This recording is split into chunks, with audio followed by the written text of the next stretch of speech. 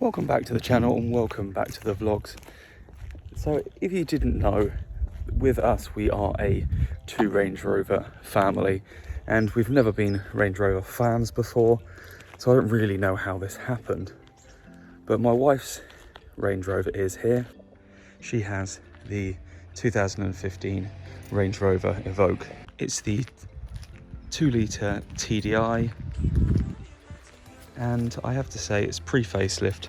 You can see the difference being the door handles and some of the trim as well. Now, prior to getting this, we looked at many different things and we tried many different cars as well, and that is what led me to my car, which is the very dirty and well used 2017 Range Rover Sport.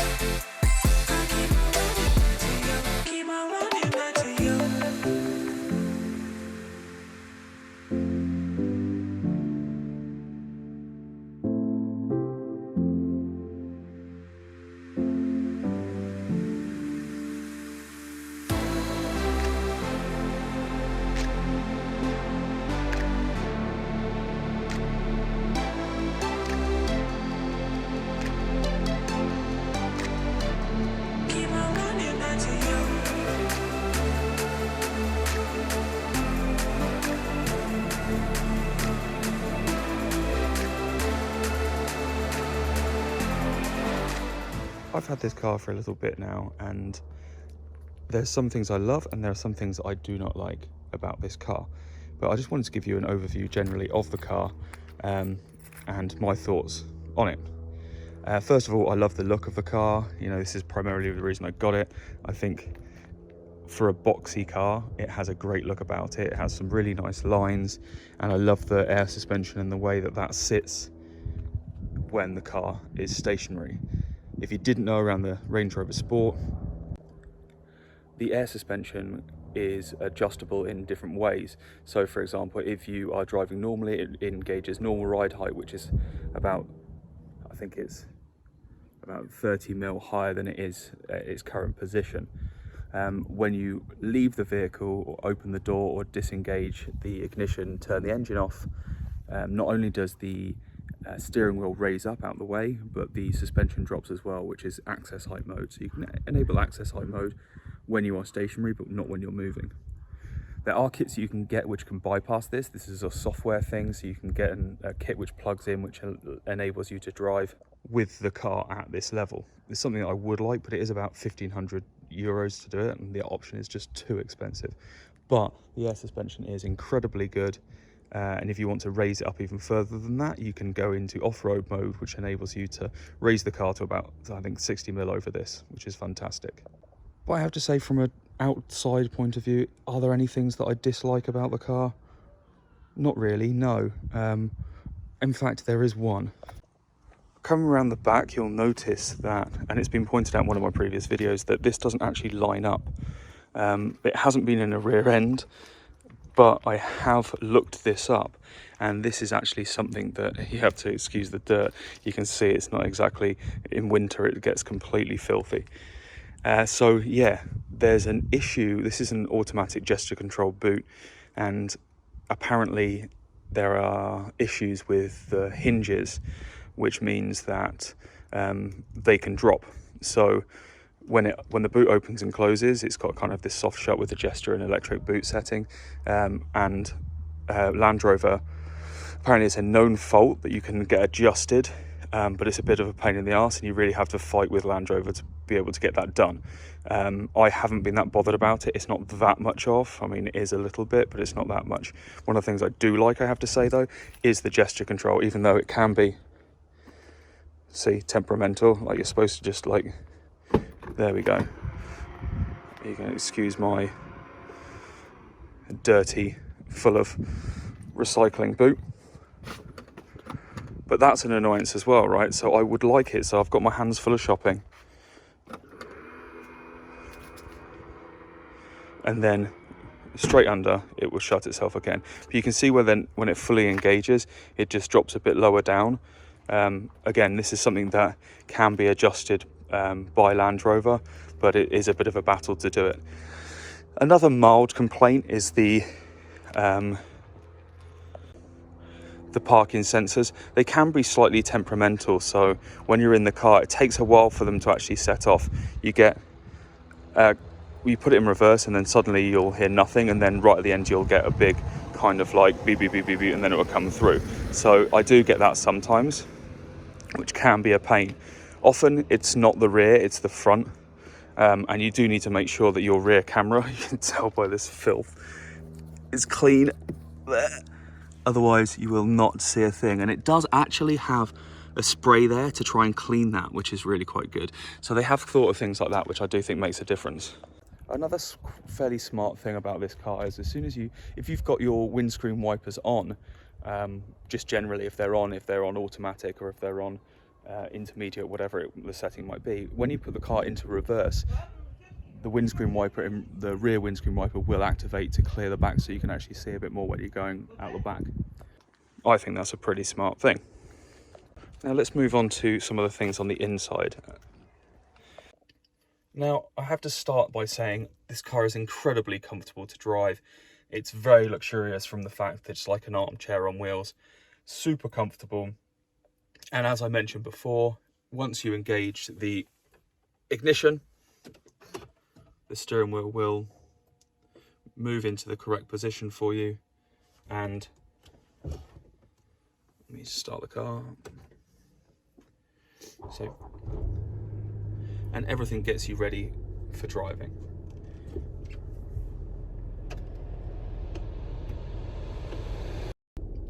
As I've got older, there are a few things that I really look for in a car that make a massive difference, and one of those things is the in-car entertainment. So the ease of navigation, being able to switch through certain things easily, being able to find settings in an easy way. And this is where one of the things I think lets it down slightly. I don't think it's that easy to find certain settings, especially when you come to the steering wheel. If you're trying to find things within this driver navigation here, it can be a bit of a pain in the arse to navigate. And just in general, it's like, I don't know what I'm trying to find, where things are. And yeah, so it's a bit of a bind trying to just navigate through this. And one of the things I really struggled to work out to start with is how to show things like the amount of fuel left and stuff like that. It wasn't a default option shown on there, so just things like that, changing those settings and what's visible there can be a bit of a pain. I did actually look at if we could upgrade this to the full LED or LCD, whatever, the full digital dash display, but apparently that's something that needs to be programmed in, so you can't just switch it out. Not all cars, not all vehicles will have the same plugs on the back, which means the harness will be different, which means you don't have the option to do it. Kind of annoying, because you can pick them up for about 250 euros, which would have been a really nice upgrade, but I just don't think it's possible. The only way to attempt to do it is actually literally just try and see what harness you have there. But the chances are, I spoke to one of my good friends who works at Jaguar Land Rover. He asked the engineers and they said it's probably not possible, which is a bit of a pain, because factory option for try and get this, especially when you're buying a second-hand car. For me, I really wanted a certain spec, and that just wasn't around. I couldn't find a car that had that option in it as well. This is a 2017. I would have had to get one either later, so 2018 plus, but then it means it's a facelift, which then bumps the price really high up, so I couldn't get that. One thing that has impressed me, though, I have to say, is the power and the kind of sound quality that you get from the Meridian system. It is really quite good, to be fair. I was quite surprised with how good it was and what sound you get from it. You know, in my past, I have been known to upgrade car speakers and that, you know, as a lot of us have done in our childhood, but there's honestly no need for this. I'm really happy with the way it sounds. The sub's got a nice punchy bass. It could be slightly tighter in the mid-range, but that's a real nitpicky kind of thing, so I am pretty impressed. But my biggest bugbear actually comes from what's in view now. Now, it's a very small thing, but it's something that I do regularly. Now, you'll notice that this has got the memory control here for the seats, which is great, right? So, and they're easy to control if you don't know how to control them. It is super simple. You can press, see, it's gone into my memory 1 mode. I can shift into memory 2 mode. This is my memory 3. Oh, Jesus, we don't want to go back there. That's weird. Oh my gosh, who sat in this one? No, stop. Go into memory 1. Now, these can easily be pressed when you think it's the windows. Now, for me, I think the windows should be down here, which is where your arm's normally resting. This is at your arm height. My arm isn't up here. So I quite often press these unconsciously thinking it's the windows, when in fact it's the memory seats, which sounds stupid, but it's something that just, especially when you're driving and you want to just knock the window down, if you press that, you think, yeah, you've been in the car for a long time now, you should be able to know. Which, yeah, it's a valid point. I probably shouldn't still be pressing that button, but I do. So it's annoying. And I think that's probably my biggest bugbear with the car. The position of this just hasn't really been thought out that well, and it is quite annoying. Another thing, wipers. When you put them on auto, it seems like they have a mind of their own. Like auto for me, when you've got drizzle, it should be working. But it seems to just have a complete mind of its own. I don't know why it isn't consistent. I don't know what the rain sensor does. I don't know what the rain sensor tells it to do, but it doesn't come on when I think it should come on, which for me is a pain in the ass. But yeah, again, really minor faults, really minor things for something like this. Also, when it comes to the climate control, it's not that obvious what all of this does. And it sounds stupid. This is obvious, right? You can turn the temperature up and down, simple, right? If you want to access the heated seats, it's like that. If you had cooling seats, I'm sure you could do it the other way and you could cool your seats. This doesn't have that option. Now, that's simple. I can max the front, so that's the heated front, that's the heated rear. In fact, that's wrong. That's a max blower on the front. This is the heated front, and this is the heated rear. Now, these are what you'd press in the morning, and I have to say, these are incredibly good. If you're like me, and you get out of bed about 10 minutes before you need to leave, these are really good. This will clear that front fully iced up. It will clear that front windscreen in a couple of minutes. It's super impressive, and you can just about make it out when you look at the window itself. So if you look through the windscreen, you can see the little wires that run through it. That is what obviously the elements that heat up, clears the windscreen in no time, which again, it's from an ease of use point of view, just makes it super easy to jump in the car and be able to go somewhere. But from a usability point of view, then you're like, well, what am I really doing here? I need to press climate, which takes me through to this. And I'm like, okay, well, where do I want my blowers? I want my blowers on my face and on here. So this is where I want them. But then that's taken it off. Do I want this on it? It's just a bit. And what does sync do? I've no idea what sync does, but then I've pressed it all. And then I go settings, what's on there? Auto power, low, medium or high. I can set those. So I can go in and kind of do it, but from this level, I get my fan, fine, I understand that. That's how much I want it on. That doesn't push, doesn't do anything. I've just got my general AC on, I've got my temperature, but then it's like, if I want to then make it come out of here, rather than through the top, I have to go into a sub menu, which I really don't want to do. You know, I shouldn't have to do that. So that I find a bit cumbersome And there might be a trick out there. You might say, oh, this isn't how you do it. You actually do it like this, which is fine. This is just what I found having owned this car for a few months. That actually takes me on nicely to, again, one of my biggest bugbears, and it's a small thing, but it makes such a difference. Of this, I wish this had something like CarPlay.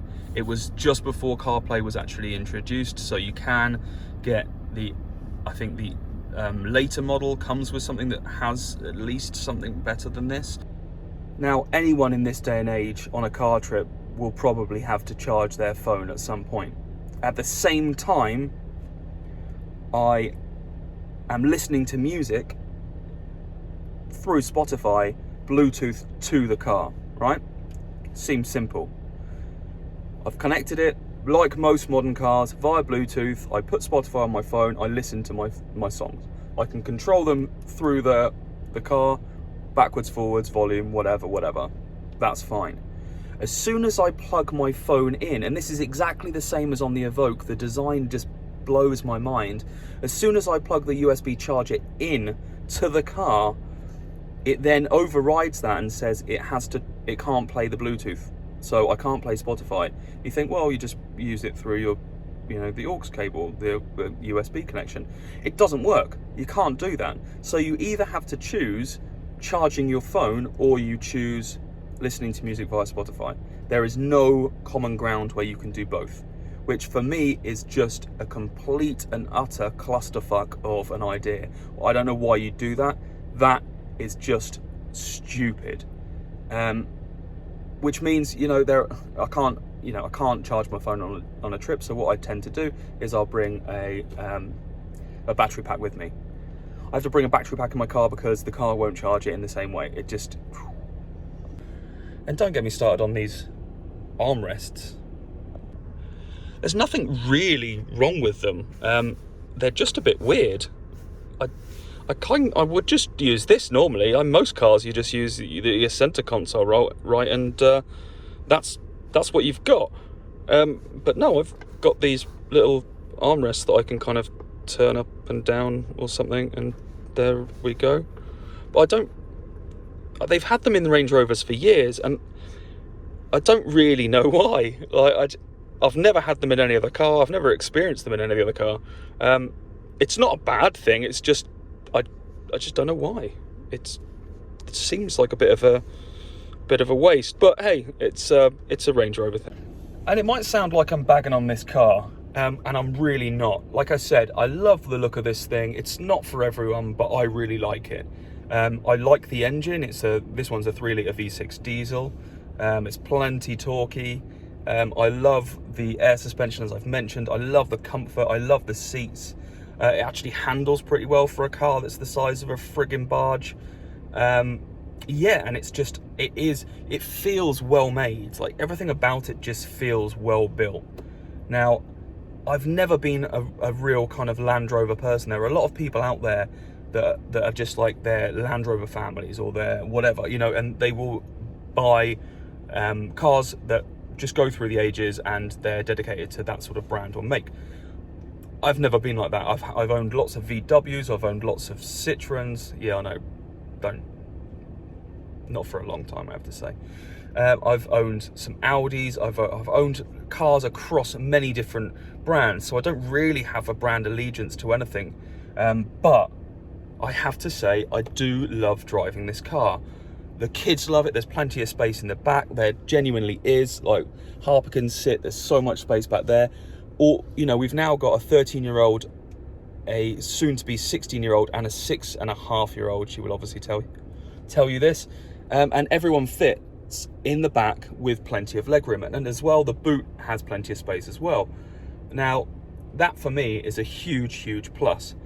We like to go to the Alps. We like to go skiing. We like to go to lake trips and things like that, which means it's all of us in this car carrying people all around, and that is something that makes a huge difference to us as a family.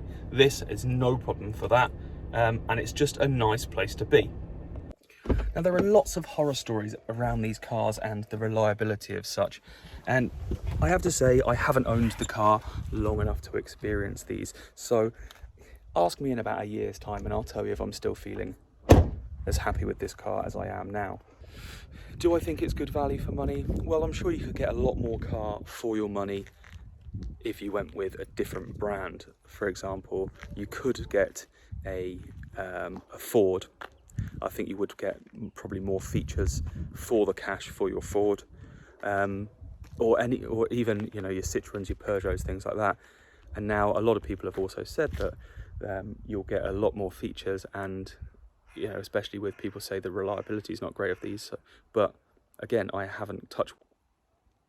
I do think that the back could do with updating slightly. You can upgrade to the, in fact, the entire facelift kit is available. So you can go from, this is the L494, and the, like I said, pre-facelift, so up till 2017. So mine's the final cut-off. And in 2018, they had the facelift front and rear. You can fit the facelift lights to the rear, and you can fit facelift lights, bumper, grille, and wings to the front. The bonnet's exactly the same, it doesn't change, the boot lid's the same, and for the rear you'd be just changing the lights and the bumper.